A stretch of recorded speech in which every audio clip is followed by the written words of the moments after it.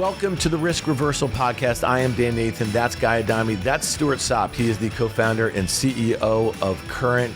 Stu, welcome back to the podcast. You know, you ever see the show Outlander? You know this? Outlander? I've heard of it. Yeah. You could have been on that show. It's like Sexy Vikings, isn't it? Yes, I think my wife is into that show. Yeah. Stu, welcome here, Thank man. We got a lot to talk about here. This is Thursday afternoon into the close. Tomorrow morning, Fed Chair Powell is going to be speaking at the Jackson Hole, Kansas City Confab. And by the time you're listening to this, you will already know what Chair Powell had to say. But Guy and I wanted to kind of dig in a little bit with the U.S. consumer. I mean, there's been a lot of back and forth on that. We had retail earnings this week. You serve, as you've told us, you were last on the pod May 2nd of this year, but you've been coming. He's probably one of our most frequent guests. If I had to guess, I don't know this. Yeah, but I would say this is Stu's 7th time with us. Ooh, how about that, lucky buddy? 7. Yeah, lucky 7. That's a guess, but I think his last appearance was in May. Early May of this year. Yeah, and you often refer to the current Why are you customer. looking at me like I'm you often out of refer to my the current customer as an everyday American. Is that true? That is and true. just to refresh a little bit, you know, these are people, many living paycheck to paycheck, many who have multiple jobs, many who don't have access to a whole heck of a lot of credit.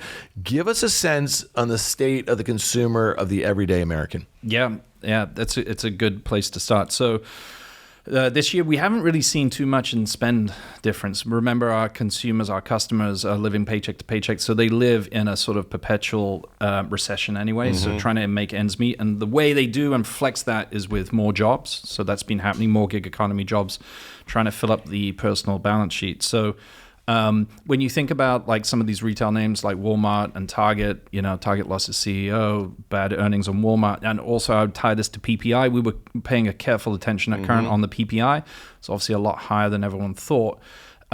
It's the retail names are taking the brunt of the tariffs. It looks like. You may have a different opinion. And so it's really not passing down onto the consumer as yet. So at the moment, fairly well insulated on their spend.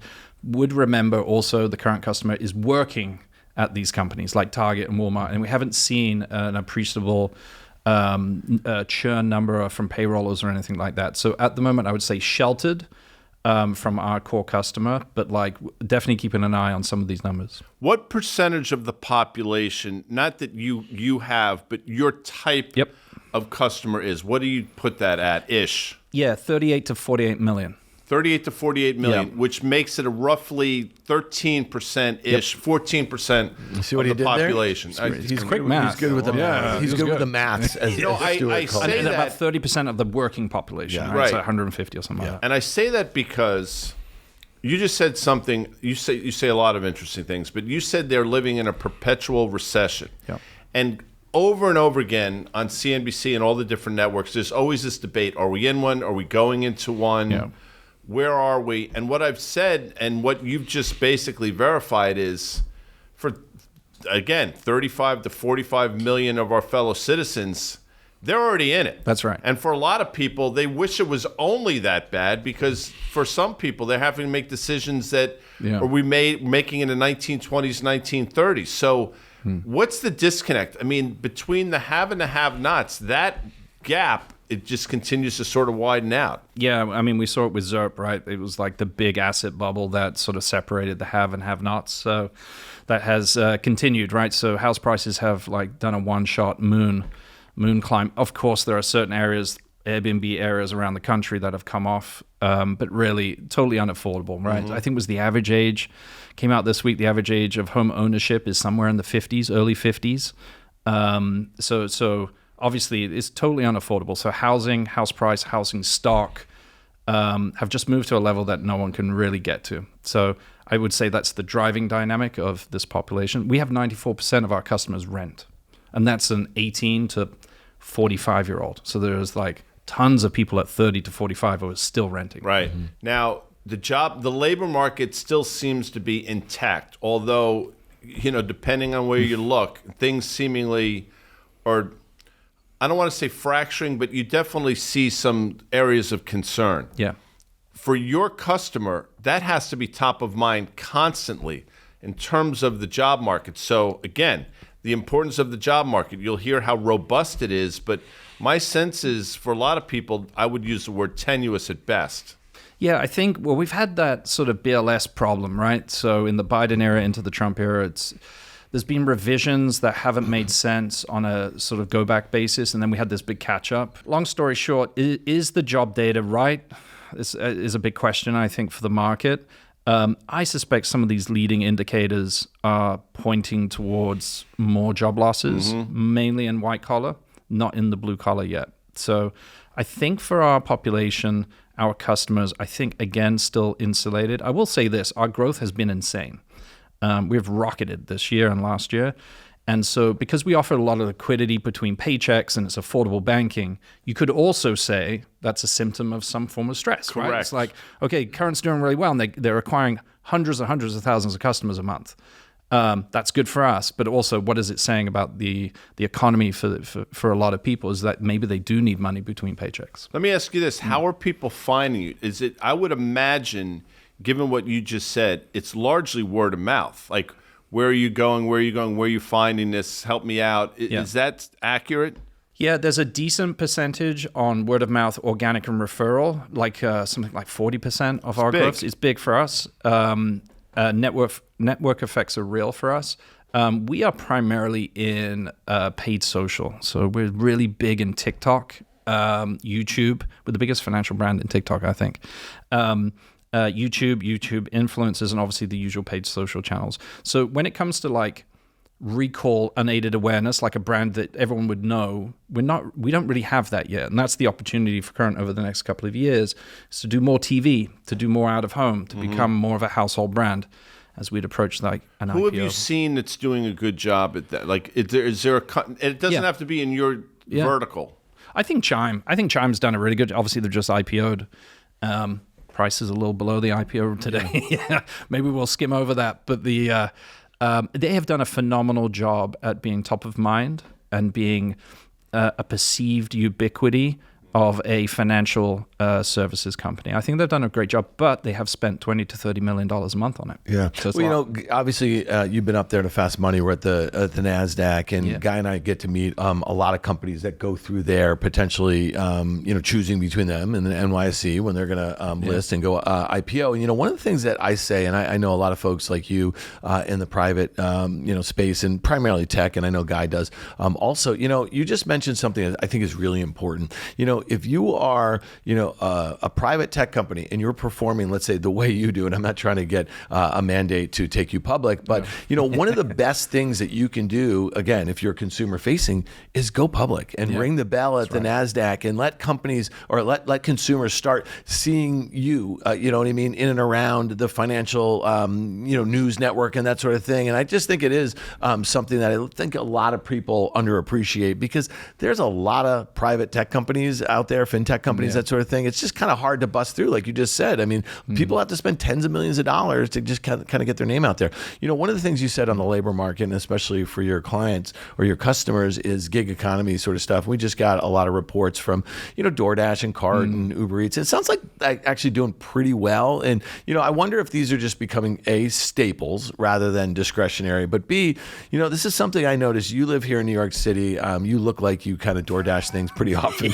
Thanks, Dan. I do too. I do too. I think I know where he's going with that. So Guy is out in Morristown. He's probably less so. He actually, Guy does not have any of those applications. No, just give me an example. Yeah, let's hear this. I don't understand this DoorDash thing. Although when I look at my American Express bill, you see a few. I see Uber Eats, and I see, which I don't know how they wind up on my statement. I'm sure there are some answers. Yep. But with that said, last night I got home. My wife was at a wake. Apparently, I could have DoorDashed something, but no. What did I do? I got in my vehicle. You got off your ass. And I drove somewhere. But I understand that I'm the last of a dying breed. But please continue on. Well, by the way, on my phone, I just got a current update right here. I'm showing it to you. So Ellie just spent $126.86 on her current card at Barnes and Noble. Ooh, that's Brooks. That's Brooks. No, she's got. Back to school. She loves reading, and so does Alex. They have hundreds of books. I'm like, guys, this Kindle thing works pretty well too. You know hard books are Save a much tree. All right, so where I was going with the DoorDash thing and the Uber Eats,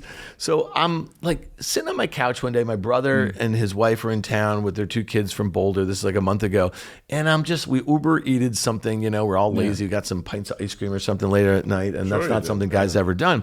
And I'm like, God damn it, Mamadou again. So this guy named Mamadou. I get Mamadou. All right, so I've got Mamadou. So I keep getting. I show these guys. The same guy. I'm like, Mamadou. So if you go, and we'll put it in the show notes. I'll show you. Supposedly there was like written about Mamadou, and he's like big on TikTok now. He's just all over the place. I did not know this. Mamadou. Performer? Is he? No, he's a DoorDasher. He's a driver. Uber Eats. He's an Uber Eats driver. I had him yesterday. I'm like, Mamadou's back. Stars I'd like to meet Mamadou rather than, you know what I mean? Okay, well, that's fascinating. All right. So that's hilarious. Moving on from Mamadou, you've had him too. Get him on the podcast. Honestly, it would break the internet. I think, you know. But on to that point, like when you're feeling stress between paychecks and you're unsure, you know, with inflation and whatever's coming through, people are taking these sort of part-time jobs, right? And that's how they're filling it up. So it's a two-sided market, as we know. It's not just, you know, the Dan Nathans of the world and the Stuart Sopps, you know, trying to get like pints of well, ice cream. I think it has become a staple in a way, right? And the unit economics have gotten a lot better. A lot of folks were like, when these companies were all going public, they were not fans of these sorts of things. I guess they work in like dense, you know, population areas, like this, if you will. Let's talk about the Fed for a second here. And, you know, it's really interesting. Guy and I have been talking about this a lot. A year ago, this very week, the focus was on the Fed's dual mandate, right? There's not a Fed meeting in August, but there is this Jackson Hole meeting where, again, you know, Fed Chair Powell's going to speak tomorrow morning, Friday morning. And last year at the time, they seemed to be pretty worried about a weakening labor market, less so about inflation. So that's the dual mandate, stable prices, full employment, right? So now we just got the Fed minutes, I think yesterday or 2 days ago, and there was comments there that they're actually leaning more towards, that doesn't surprise us, leaning more towards the worry about increasing inflation than the labor market, despite the fact what you just said, we got that really weak July report and those big revisions. How do you think about that? Based on everything you know about your customer, the trends that you're seeing, do you think that the Fed should be more worried about rising inflation than they should the labor market? They seem to be pretty. This J-hole thing is really important this weekend, obviously. They seem to be pretty entrenched on the delayed effects of tariffs, which maybe they're right. I mean, I don't know, but it looks pretty deflationary at this point. And again, referencing the PPI. Reflationary. It's deflation. Like, we haven't seen inflation come through since the tariffs, and it's because you know, mainly because. Do you think it's demand destruction? Do you think that's eventually? Yeah. So I think that's what's basically happening. Look at Walmart's earning. You know, they're taking like margin compression. I don't think they've tried to pass. They haven't. Yet. But this is my point: is that I think they're waiting for this moment. Is that the consumer's not hurt yet, so they're sort of saying, okay, these companies are going to take the brunt of it now. Let's wait and see if they pass, you know, the costs on to the U.S. consumer, and that will probably be Q4, Q1 next year, right? And so, I think employment, even if you just revise everything, it approaches 5. It's still good, right? On a historic level, maybe not modern history, but like on a historic level. Now, you'd have to do participation rate and all this other stuff where people like self-identify and they say, I'm out. I think that's a massive population. And then you have baby boomers sort of dropping off on average. I think it's this year onwards it gets really sort of. Wait, Guy, you gotta be worried about dropping off? I worry about the boomers. I was trying to phrase it right. I have a partner who's a boomer here. Well, he's a young boomer. Late boomer. So I think you have a dynamic here where they're probably, you know, and also they're rolling all these treasuries and all, you know, all those T-bills actually. So there's a big dynamic, I think, from this point until Q4 where I think they're just like, let's just wait. I think that's what they're doing. There's a lot there. I mean, you mentioned the fact that they're playing a short game in hopes that interest rates are going to start to move their way, probably on the back of a slowdown, although they would never admit it because it's not. I don't think it's going to happen on the Fed lowering rates. I think it's going to happen organically on things slowing down, which works to their benefit. But let's say it doesn't sort of, you know, even with a slowdown, interest rates remain sort of elevated. You watch this closer than I do. European interest rates, I'll rattle off the countries: Germany, Spain, Italy, UK, all at levels we haven't seen in quite some time. There have been rate cuts there. Bond market doesn't seem to care. It's calling bullshit. Look what's going on in Japan. They have an inflation problem. They're going to have to start raising rates. All around the world, there are things happening that suggest be careful what you wish for if the Fed cuts rates. And whether they do or not, it's not going to matter to a certain point in the curve. And that's where everybody's sort of focused on. So this T-bill game that they're playing, they're only going to play it for so long until the market starts calling bullshit. Thoughts on that? Yeah, I think you're 100% right. So, Jackson Hole, they're all going to get together, and I think that's going to be the main point. That's going to be the main topic, right? You see UK gilts, yields ripping. That's past the Liz Truss 4.5, right? It's 4.7. Think about that. Yeah, and she got ousted. That's in a week and a half. Yeah, she got ousted, and poor. I mean, she felt like the market. I think she felt the civil servants in the UK ousted her, which they definitely did. But she also had to go at them like the week before, so maybe there was a little bit of that. But also, she felt like the market targeted her. Now, the market doesn't target anyone, and I think it's because in those days, UK gilts was an anomaly compared to Europe and the US. This is now broad-based, like you just mentioned. It's worldwide. I do think, inflation is back in the UK. They're taxing more. They have half the growth they thought they had. They have a bigger budget deficit. It's in a death spiral. Yeah. And so I'm worried about, that pension wobble. You remember that pension wobble where we did all these secret swap lines and we were trying to bail them out, like from the Fed. We were doing that. I think there is some serious stuff going down in an international sense. Maybe not US yet. And to your point, even if they did cut with the long end, the 10-year and the 30-year yields just rip anyway, probably. Right? I mean, I think Scott Bessent, Treasury Secretary, everything we're talking about, he knows as well, if not better than we do. 100%. And I think he's very aware of what's going on. And I think a lot of these trade deals, I think part of the structure is going to be behind closed doors, exactly some of the things that you're talking about. Listen, we're setting up to make a deal, but you have to promise to do this for our treasuries and to support this and that and the other. 100%. But that's a shell game.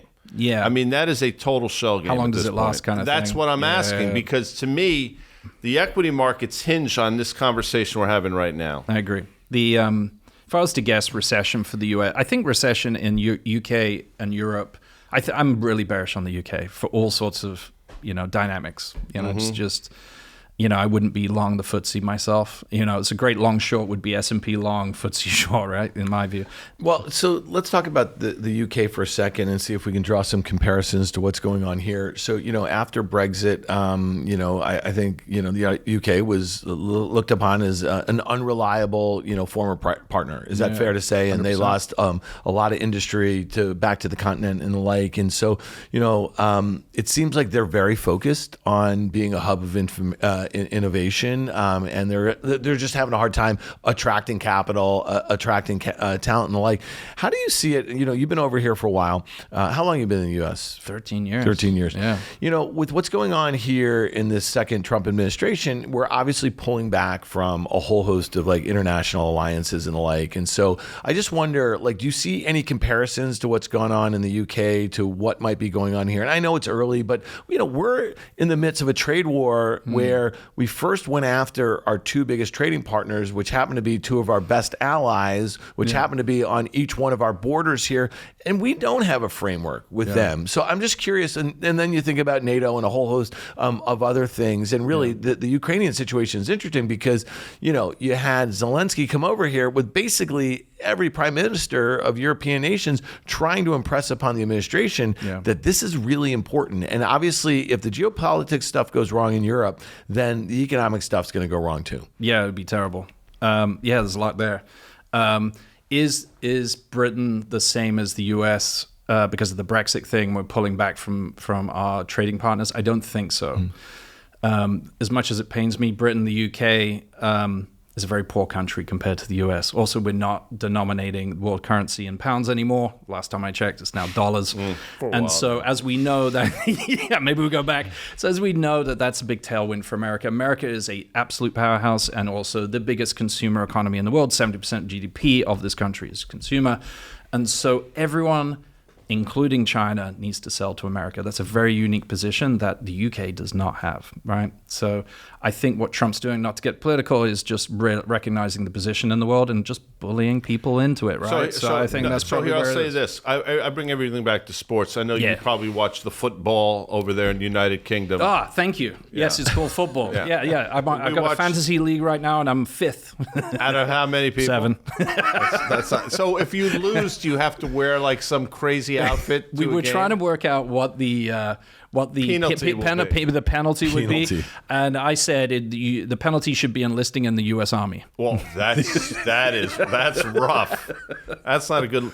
So I only bring that up because Bill Parcells, who coached the Giants for years, he would ride Phil Simms' ass and Lawrence Taylor's ass, and those were his 2 biggest players, his 2 biggest stars. And I think the mindset was the rest of the players say, geez, if he can get on their ass, he's going to get on my ass. And I think in terms of what the president is trying to do is with our allies, people are watching and say, well, if he can get on their ass, he's certainly going to come after us. So to me, it's just a stylistic thing. But let me ask you this, since you brought it up. U.S. dollar has been under considerable pressure now for the better part of 6 months. There is no perceivable bounce, and there are a lot of people that think that is going to continue. I happen to think it's a policy strategy. 100%. Basant came out and said he wanted it. So, but let me ask you a question. That you talk about dangerous games. Yeah. That's a dangerous game. Speak about that. Yeah, you're 100% right. So, yeah, I agree with you on all vectors there. Unfortunately, to make it less interesting, I think the dollar sold off because it was engineered, and they wanted incremental, marginal treasury buyers coming to the market, not just Tether and USDC. So I think that has been a strategy. I do think that if we do see a wobble, and I don't think it'll be a big sell-off, but we see a wobble into this roll and all that stuff, the dollar will probably rally a little bit, right? So I think for the rest of this year, I think retailers probably are just going to be really heavy for all the things we just mentioned. I think the dollar probably rallies a little bit, probably rotation out of AI and FANG into energy and shipping and things like this. Because if you look at the details of the tariffs and what's happening with the data centers, because we all now know the bottleneck is energy.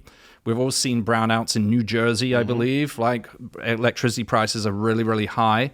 And so consumers, I don't know if consumers have understood what we've signed up for in these states, which is you're going to get AI, and hopefully it can make your life a little bit better, but you're going to pay 3 times your electricity bill. And I think that's just, we're going to have to solve that problem pretty quick. And I saw a stat yesterday, I think it was, we're about to cross this interesting threshold of where there's more data centers being built in a year than we are commercial real estate. And so this is a thing that's going to continue. So you have that domestic problem there, and then you've got these tariffs, which are you see the European deal. It was hey, you've got to take our LNG.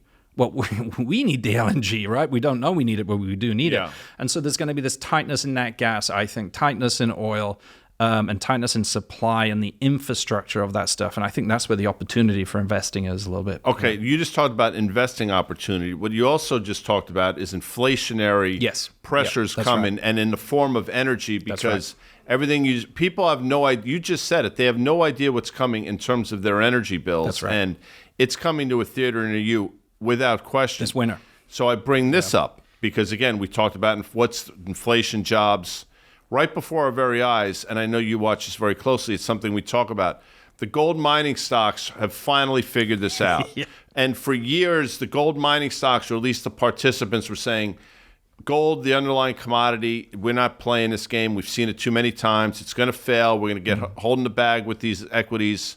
We're not going to get involved. Now I think people are saying, wait a second. Gold's not going anywhere. As a matter of fact, it's going up from here. And let's start buying some of the GDX, that Van Eck Gold Miners ETF, is at a 14-year high. Yeah. What is that telling you? I think I owned it 14 years ago. Well, good on you, mate, before you came over. I think I finally made it. I may sound more of a gold bug than I am, maybe. But I'm again aligned. I think gold, again, is just money. And you've seen all the dynamics between all these countries, right? Trying to move away from the US dollar, US hegemony, and also post-Russia, Ukraine. All the seizing of the assets and some of, digital money. They were just okay, we're just going to own our gold. And also, we're going to take back our gold. We saw a lot of gold movement, didn't we, post that? Oh, the repatriation is a story. Yeah. And so I think gold, I'm still bullish. Like by the end of the decade, 8,000 is where I'd guess it'd be. Palladium is probably Palladium is an industrial metal that is really interesting with the EV stuff. Nobody talks about it. They don't. And I think that's where the opportunity is there. Everyone talks platinum because I don't know where it's like 1,200, probably goes to 2,000. But like the palladium industrial metal, semi-precious, that's an interesting one, I think. Platinum had a move recently, but it's, historically, in my lifetime, platinum traded at a premium to gold. And for the last however many years, it's been at a pretty steep discount for a myriad of different reasons. But palladium is an industrial metal that nobody talks about. And again, think about, there's been some chatter about new mines for copper mines and stuff. I mean, copper might be the most important commodity that nobody ever talks about. Well, should talk about more. And all these things we're talking about, they are not deflationary. Yeah, you see some of these trade deals, and they start cutting out these kind of things, right? Like, the carve-out. It's 100% tariff, but your copper mine is like nothing. Okay, so I think there is some surgery on some of these things. We are not building lithium and copper mines in America very quickly, right? That's not going to happen in this is a 5-10 year capex thing, and it's going to take a while. So I think those countries like Chile, etc., are just going to do really well, and those companies that deal with them, and they will be protected, at least under this administration. If there is an economic value, they will be protected militarily. We'll see that. Let's talk about nerd gold, the crypto, the Bitcoin.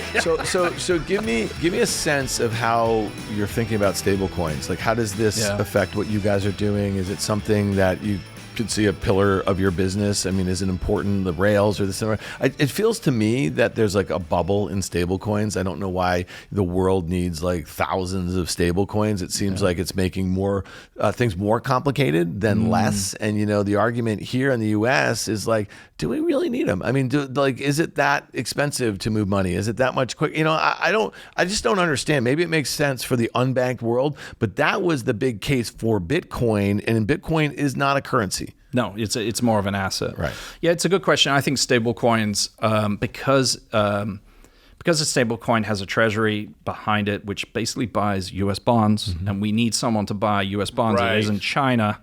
So it seems like a Ponzi, basically. But then you're rewarded with interest on, you know what I mean? If you're a buyer or owner of the stablecoin. But this is how stablecoins work. You create a stablecoin, one for one for the dollar, and then you have a basket of assets underneath. And of course, the predominant asset is the U.S. Treasury. And so the way this administration sees it, and the reason why they did spending that was a little higher than everyone wanted, literally everyone, was that if that creates a little bit more of inflation, Bitcoin's going to go up. Then the stablecoin, if Bitcoin goes up, there will be more stablecoin demand, because that's how we move asset flows around the world, is via the stablecoin between the exchanges, and then there's more demand for the bonds. And I think it's a bond play. It's a bond play through and through. That's all that. There's no consumer other than within exchanges, intra-exchange, and for the exchanges to like do certain things. There is no consumer use case right now. Now. So that's why stablecoins exist and why this administration cares and why other administrations should care. There is one annex to this. The more you pump up Bitcoin, the more the US dollar is like but then you could argue a strong US dollar over the last 40 years has absolutely decimated our export industry and decimated we don't export anything. That's what I'm saying, because the dollar's too high, but then also wages are too high. But it kills it if your economy is people buying shit, and that's our economy. That weaker dollar is a tax, without question. Yes, so if we're importing. It's one thing to talk about wanting a weaker dollar if we were this great export economy, but we're not. Yeah. They want a weaker dollar because we have a $37 trillion debt sitting on top of a $28 trillion economy, which is unsustainable. Yep. So if you owe somebody, you're just going to devalue your currency in an elegant way that you're talking about. That's what they're doing. So to your point, is it playing with like fire? It's playing with a nuclear weapon, because if it goes, it's gone. And then there's real problems. All right, so you remember the Sell America trade that we saw in April and things went haywire? But let me ask, I'm fairly convinced, and maybe I'm a big dummy, I think the next financial disaster lurking has something to do with stablecoins. And just think, if we break the buck, remember Tether? Remember this 5 years? Yeah. What if there's forced selling of the underlying because one of these things just turns into a big disaster and then yields, right? Like spike here. I'm just saying, I haven't heard anybody make an argument why this might not be great, Yeah, I think the Tether thing was an audit problem, which obviously it's offshore dollars. It was an independent entity outside of America. It was extreme. By the way, if you go outside of America and you go to Argentina, Tether is everywhere. Tether is the currency that everyone banks in and everyone does stuff in, right? It's phenomenal. You'd be surprised how big that is. They had an audit problem. They were auditing their assets and they were like, where are all the bonds? Yeah. So I think that's largely fixed. And then USDC is Circle is a public company. And so we have and that's onshore dollars. That's onshore stablecoin. So I think the risk between those two companies is much lower now than it's really a credit default is what you were talking about. I don't think we're going to be there. Where I think the stress in nerd gold, Bitcoin, and Ethereum is under the DATs, the digital asset treasuries, and you've seen a bunch of these launch recently. And what basically they're doing is the MicroStrategy strategy, which is hey, we issue equity to go and buy the underlying, and there was a positive premium, 20-30%, something like that. That's all being compressed right now. Big time. And so as they issue equity, it goes up because they have to keep buying, right? Well, what happens when the NAV's negative? They're going to have to sell a lot. And I believe that's probably could happen fairly soon. I'm not smart enough to do the math in my head, but Strategy, the stock, which traded $542 when Bitcoin was considerably lower than it is now, is now a $340 stock with Bitcoin significantly higher. Yeah. So something's either going very right or going very wrong. I haven't been able to figure how much Bitcoin. It's a $96 billion market cap guy. How much Bitcoin do they own again? 640 something thousand Bitcoin. I don't have it in front of me. I can put it in the show notes. And they have a lot of debt against that. I think the math. This is all Twitter math, the X math. So you'd have to check me. But I think Bitcoin would have to go down 80% again for them to be in some serious trouble. So he's obviously got a great average, right? His average. I think his average is about 72,000. Maybe 70. Let's call it 70. I think it's 70.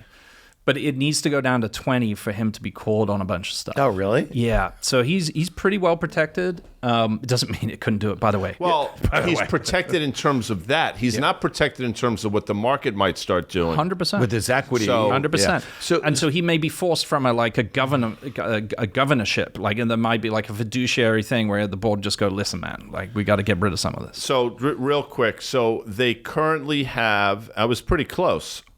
Strategy currently has 629,376,000 Bitcoin at an average price of 73,320 Bitcoin. So I was actually pretty good. Yeah. You're great. Well, I mean, you're like a little. You're like a calculator up there.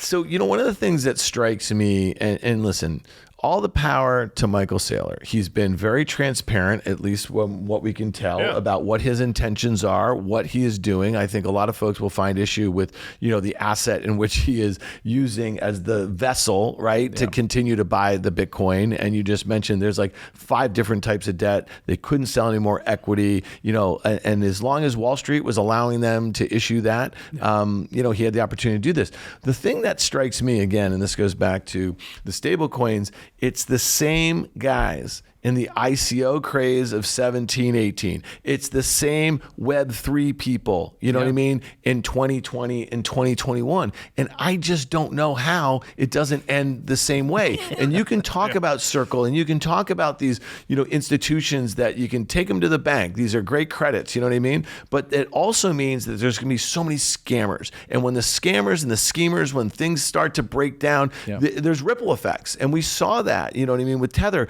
So, it took down some exchanges and, so you get my point here. So, when I think about this, I just think there's a lot of underappreciated sort of risks about this.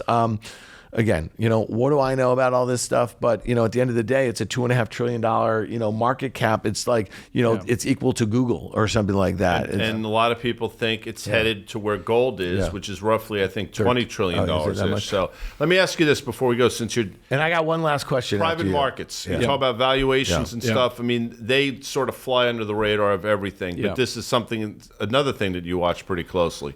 Thoughts on that? Yeah, I think into 2020, 21, there was some craziness of which, we all saw. I think over the last 3 years, there's been some grounding on these valuations. So there's a lot of bookmarking. I know there's probably better bookmarking on the VC track than there is on the PE. I think the PE guys do things so that they flying a little high. Yeah, private credit, PE. The reason why it exists is so you don't have to mark, right? That's basically it, right? So you don't get forced out of those positions. Whereas VCs, I think, are a little bit better behaved. They had to mark down a lot of stuff because they couldn't raise these new funds and they didn't have any DPI. So I think there's been better behavior and there's been some consolidation in all of the sectors that got funded into that. So I think valuations... And by the way, Chime going out, Dave doing well for the fintech specific sector has been phenomenal for fintech because we have real businesses, real cash flow. Like there's a real consumers in America that we can point to. So I think it's been good for us. Actually, the survivors are doing really well. Other than that, AI valuations, kind of don't get me started. I've seen that before. And I think it's topping out. I mean, I've said it, maybe not to you guys, but over the last 2-3 months, I think we moved from like the equity side of things. GPT-5 was a bit of a flop. There's lots of promises on X and Grok and all this stuff, but we're kind of hitting the wall as far as scaling laws and that sort of thing. I think so, and the bottleneck's energy again. So I'm like, well, that's probably where the investment goes. Well, it's interesting. So you saw that MIT report. You and I were just talking about it. They surveyed, whatever X amount of companies who are meant to be using this technology, and 95% of them are not getting return. And again, that is, there's a differential between what a consumer experience is up to ChatGPT-4. Yeah. I use it all the time. I think it's great. I found a lot of really interesting use cases. I pay $20 a month. 95% of consumers will not do that. So the enterprise use cases have to evolve. They probably take longer than one would expect. But here's a great example. Just today, Anthropic's raising $10 billion. Crusoe, which makes data centers, they're raising at a $10 billion market cap. We saw Cohere the other day. I mean, the list keeps going on and on. OpenAI at $500 billion. So again, all of these companies, they probably have technology that will continue, to be relevant, but whether they're going to ever earn back the investment is, another story here. So a lot of these companies are going to be unprofitable for a very long time. Last thing, promise.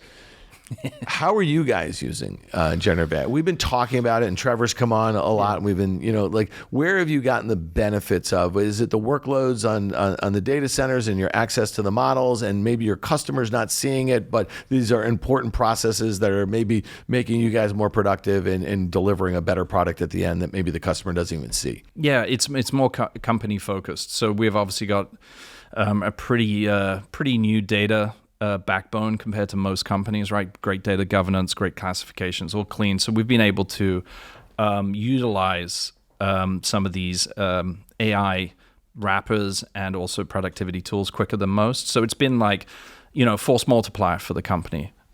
Consumer focused, chatbots probably the closest, but we've had chatbots for a long time. They're just smarter, better, well-trained, probably more helpful.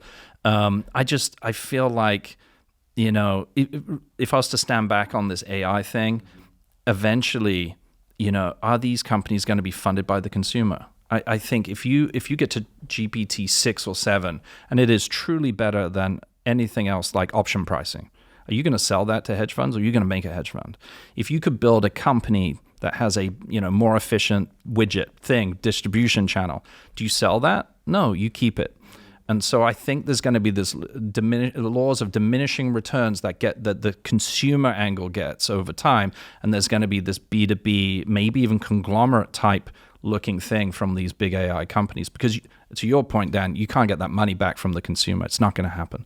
And I'm holding out for the GPT-7 myself, but I'm sort of old school that way. Stuart Sopp, last time we had you was May. It is August. We have to have you maybe by the beginning of October. By the way, he can come here whenever he wants. No, I know he is our landlord. No, I'm just saying. So I mean, like, no, but you have an open invitation. If you ever want to vent or just talk about, because I know you enjoy this whole.